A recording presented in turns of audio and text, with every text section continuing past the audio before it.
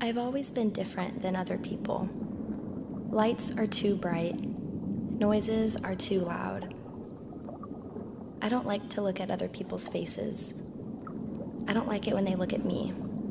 And I really don't like it when they touch me. But underwater, everything is different. The ocean fills my ears and drowns out all the white noise I hear on land. And I hear something clearly in the water, an echoing song ringing out from the depths, and maybe from somewhere inside of me too. Swim down. Facing the surface, the light still burns through my eyelids. So I listen to the voice, turn my face to the darkness, open my eyes, and swim down.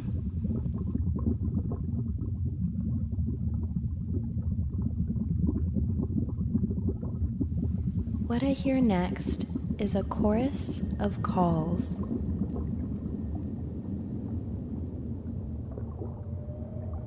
We dive into the yawning darkness together, and I can hear everything, the watery world opening up before me. I often cover my ears to dull my hearing. But here, I don't need to. The echoes are shape and motion. I wave goodbye in the fading light, and I know they can hear it. As I swim down, the darkness comes alive.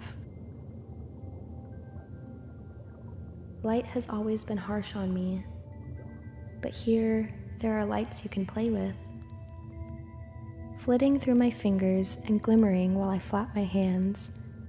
These are like the fireworks I feel when my joy is too big to contain, and the ocean dances along.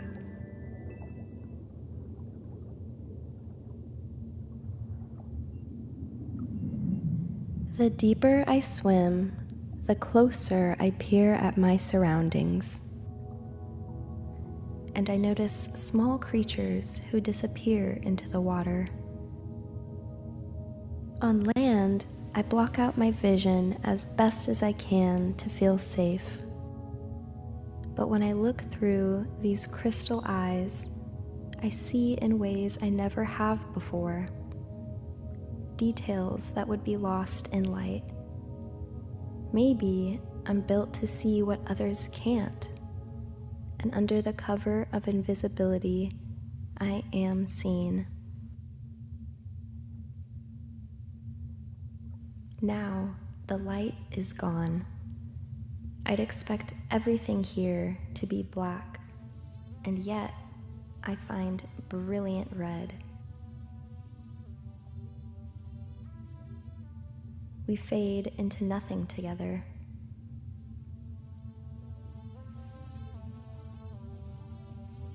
The slightest vibrations guide me through the water. My skin is gentle and fragile, as it always has been. It keeps me safe here under the pressure. A place that may seem harsh is home to me. My sensitivity is a strength, a world apart from what most people know.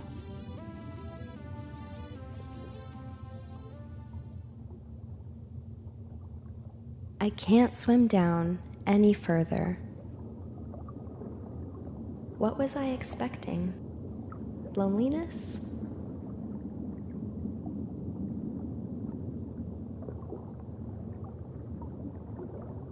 It's a world adapted to challenges most people don't understand.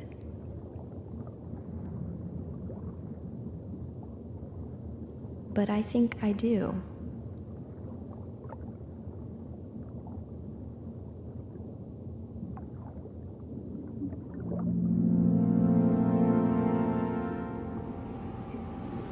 Suddenly, a light washes over me. I'd expect to be scared, but this time, I see that people are trying to understand this world, to understand me. So maybe I'm ready to be seen.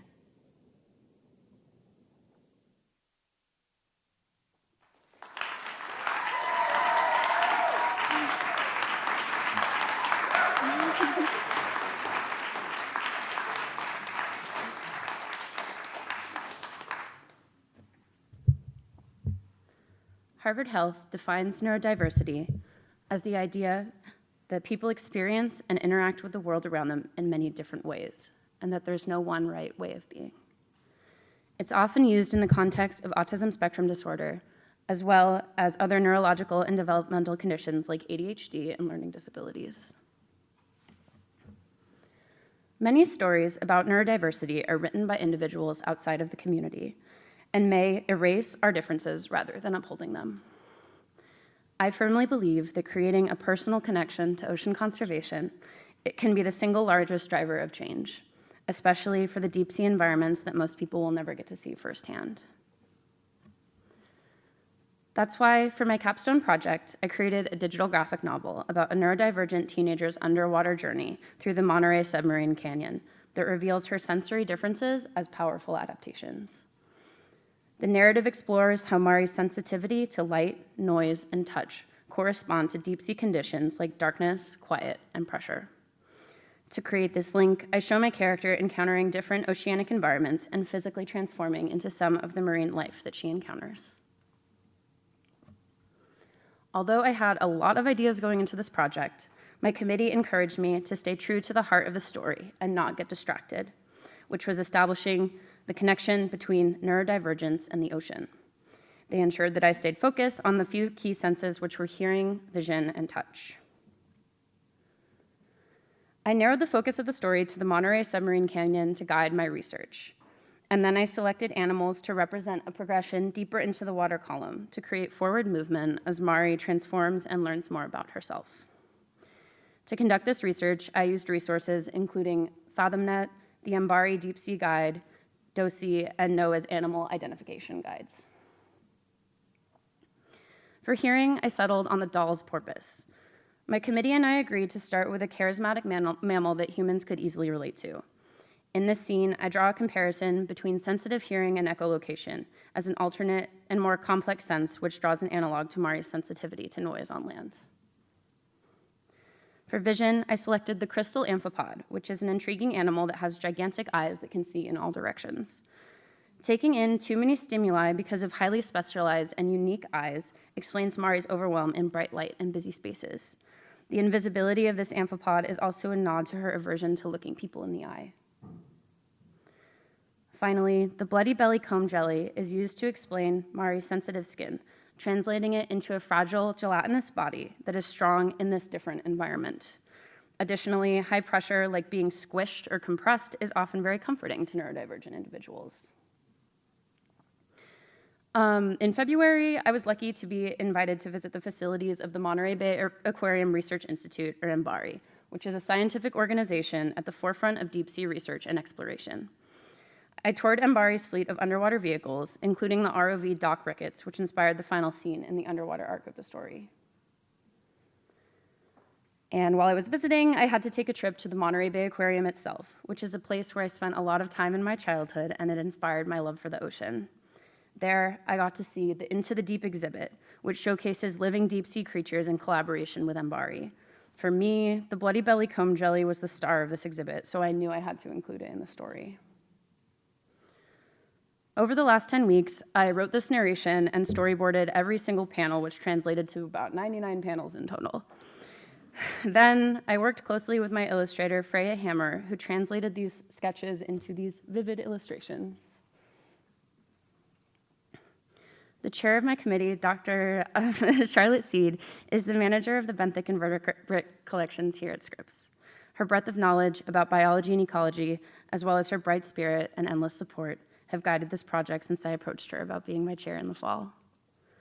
Committee members Dr. Peter Franks and Lisa Levin here at Scripps also provided their scientific expertise. I cannot thank them enough for their insightful feedback on the narrative, and most importantly, the advice to always stay true to the heart of my story. And you've seen the amazing illustrations that Freya contributed to the project. I actually met her through Peter's lab, and I couldn't be more grateful to her dedication to this gigantic artistic undertaking. I'd also like to extend my deepest gratitude to these individuals who were not on my committee, but were instrumental in getting the project off the ground. I'm especially thankful to Mel Rodriguez, a fellow MAS-MBC student who stepped away from her own capstone to lend her voice and bring Mari's narration to life. To explore Swim Down further, you can scan the QR code to visit the website, which has each individual panel posted as a static image along with plain text for accessibility. There are also additional scenes on the website, and it will continue to grow and evolve as I work on the project in the future. The video I showed at the beginning is also embedded on the website, and it's also hosted on YouTube. I'm also pleased to announce that I'll be returning to Mbari to host a seminar about the creation of Swim Down. I'll share a Zoom link in the future on Instagram and email, so keep in touch if you want to attend. Writing and creating this story here at Scripps has been an empowering, vulnerable, and incredibly fulfilling journey. I hope my neurodivergent readers will see their own strengths reflected back at them, and that some may even see themselves getting involved in marine science one day, boldly bringing their differences forward to be celebrated as strengths in a field where we belong. Thank you.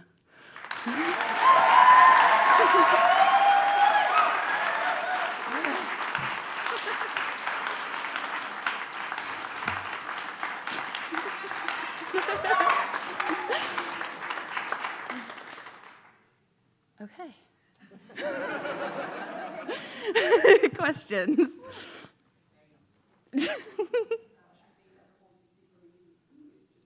Oh.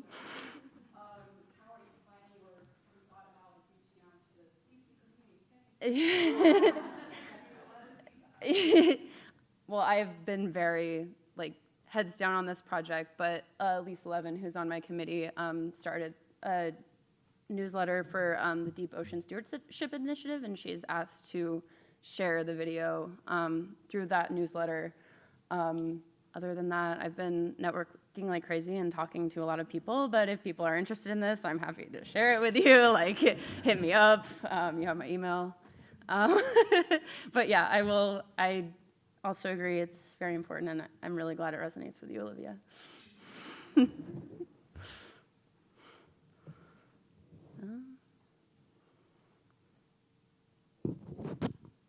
How did you come up with this idea?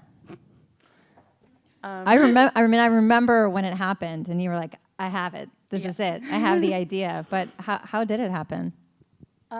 Well, I had kind of the seed of the idea before the program, which is that I use a weighted blanket for my sensory issues, and it has an immediate sedative effect on me.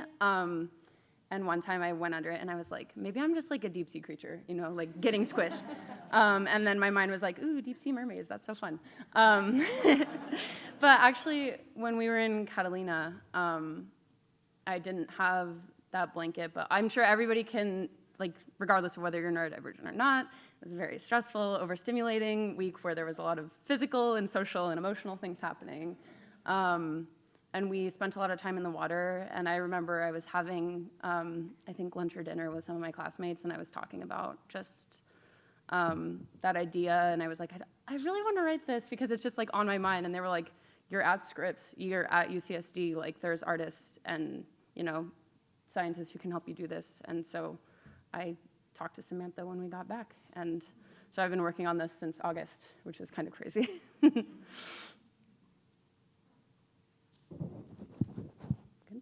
Okay. Oh.